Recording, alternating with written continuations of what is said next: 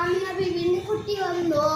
വന്നിട്ട് അസ്സലാമു അലൈക്കും എന്ന് പറഞ്ഞ് മുത്തുനബിന്റെ ആമിന ബീവിന്റെ കണ്ട് വളർന്നു. എന്നാൽ എല്ലാവരോട് അസ്സലാമു അലൈക്കും ചൊല്ലിട്ട് ആമിന ബീവി മാലയ്ക്കും അസ്സലാം പറഞ്ഞ് മുത്തുനബി മക്കത്തേക്ക് വന്നിരുന്നു. പിന്നെ മുത്തുനബിന്റെ കുഞ്ഞു മോന് വളർന്നു. കുഞ്ഞു മോള് പറയാന്നു മുത്തുനബി അനക്ക് കറിയുന്നു. എന്നാ ആമിന ബീബി പറഞ്ഞ് എന്നാ മോൻ അണ്ട്